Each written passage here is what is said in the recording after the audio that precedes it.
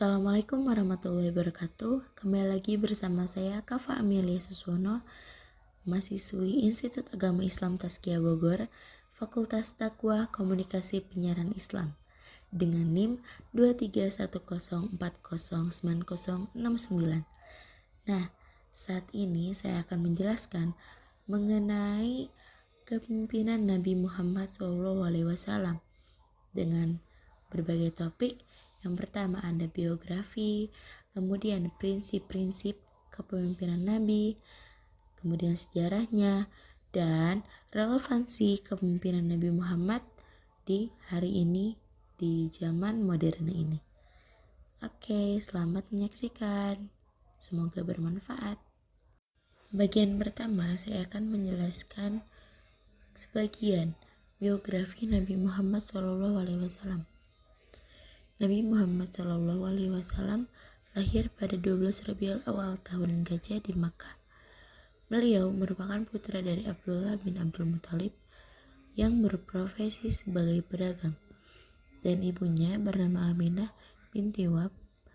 Dari garis keturunan sang ayah, beliau merupakan keturunan Bani Hashim, pihak yang bertanggung jawab atas pemeliharaan Ka'bah. Silsilah sang Nabi juga sampai pada Nabi Ibrahim alaihissalam. Rasulullah terakhir sebagai anak yatim, sebab sang ayah meninggal dunia 2 bulan sebelum kelahirannya saat sedang melakukan perjalanan dagang. Ketika masih kanak-kanak, sang ibu wafat karena sakit. Beliau kemudian diasuh oleh sang kakek Abdul Muthalib. Setelah 2 tahun dibesarkan, giliran kakeknya yang menyusul wafat karena usia yang renta, sehingga Nabi Muhammad kemudian dirawat oleh pamannya, Abu Thalib. Sejak beliau mengembala kambing, kemudian mengikuti jejak sang paman sebagai pedagang. Jauh sebelum menjadi Rasul, Nabi Muhammad SAW telah menunjukkan kualitasnya sebagai manusia berakhlak mulia. Para penduduk Mekah menyematkan gelar Al-Amin atau orang yang dapat dipercaya atas kepribadiannya. Pada suatu hari, Rasulullah SAW bermimpi malaikat Jibril datang menemuinya. Beliau kemudian menyendiri di Gua Hira untuk merenung. Saat itulah Jibril datang menyampaikan wahyu Allah untuk Nabi Muhammad SAW. Wahyu tersebut tertera pada surat Al-Alaq ayat 1-4. Perjuangan Nabi Muhammad SAW dapat menyebarkan ajaran Islam, menghadapi banyaknya penolakan sampai terjadinya peperangan. Dalam setiap peperangan, beliau selalu tampil sebagai panglima yang perkasa namun juga bersahaja. Ini karena Rasulullah SAW selalu memegang teguh apa yang diperintahkan oleh Allah kepadanya. Nabi Muhammad SAW dikenal sebagai pemimpin yang sukses karena beliau sabar, baik hati, adil, dan jujur. Nah, di sini saya akan menjelaskan mengenai beberapa pelajaran kepemimpinan yang dapat kita pelajari dari Nabi Muhammad SAW. Yang pertama ada menjadi penyayang. Dalam Al-Quran, Allah telah berfirman tentang Nabi Muhammad, "Dan kami tidak mengutus kamu, oh Muhammad, kecuali sebagai rahmat bagi alam semesta."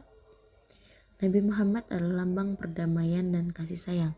Setiap kali seseorang berbuat salah padanya, dia akan memaafkan mereka dan menahan diri dari mendam. Kedua, peduli terhadap orang miskin. Nabi Muhammad membuktikan dirinya sebagai pemimpin yang paling baik hati dan dermawan. Dia mendorong umatnya untuk merawat orang miskin dan membutuhkan, untuk tidak berbuat salah pada anak yatim, dan untuk menyimpan untuk diri sendiri. Sebagai pemimpin, hanya apa yang diperlukan untuk kehidupannya. Ketiga, menjadi adil. Sebagai pemimpin, seseorang harus melakukan segala yang ada dalam kekuatannya untuk membuat hidup orang-orang lebih mudah dan juga menawarkan bantuannya kapanpun diminta.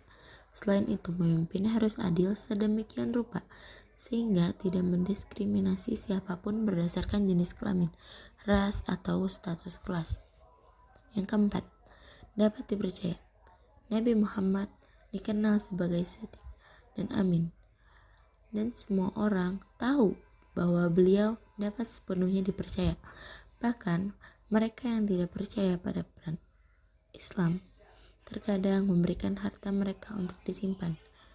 Yang kelima, mengerti kebutuhan waktu. Pemimpin yang baik juga adalah orang yang bertindak sesuai dengan situasi dan keadaan orang-orang yang beliau pimpin.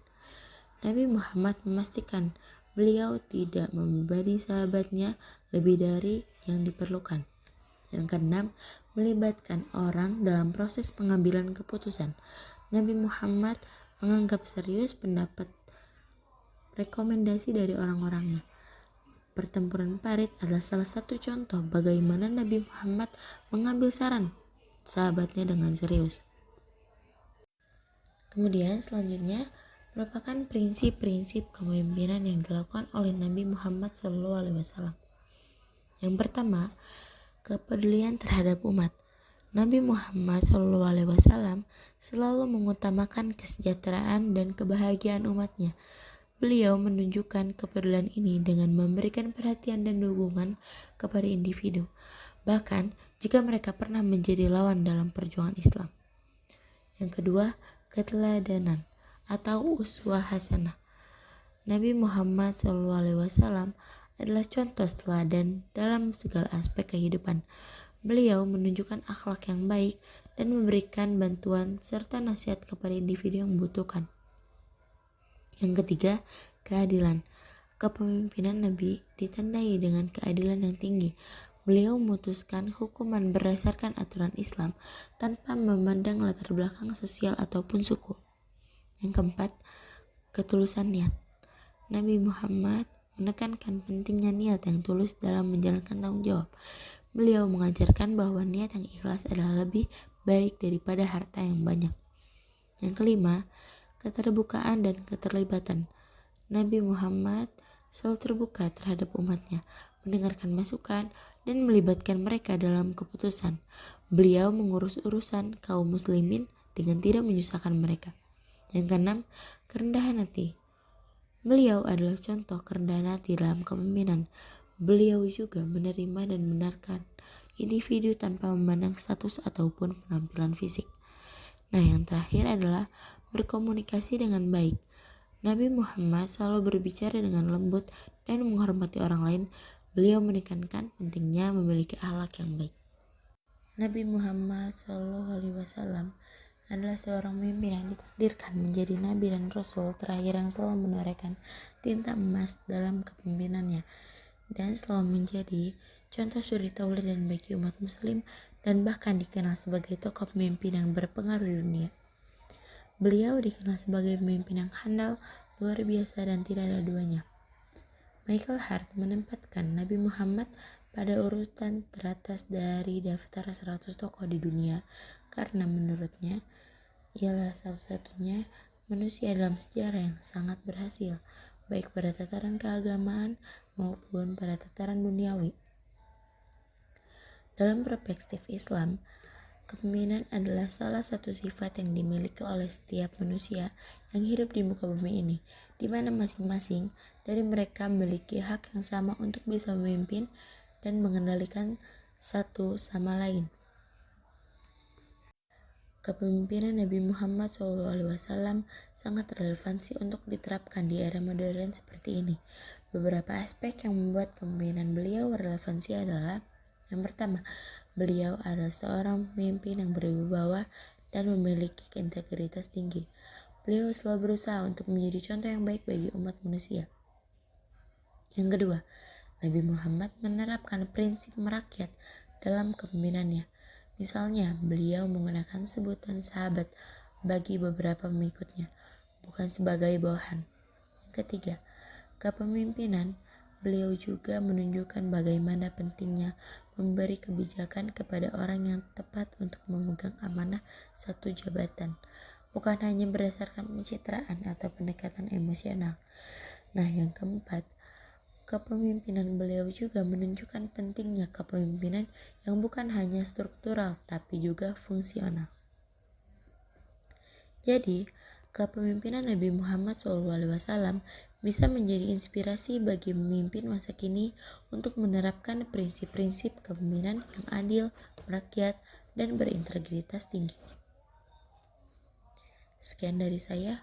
Wassalamualaikum warahmatullahi wabarakatuh.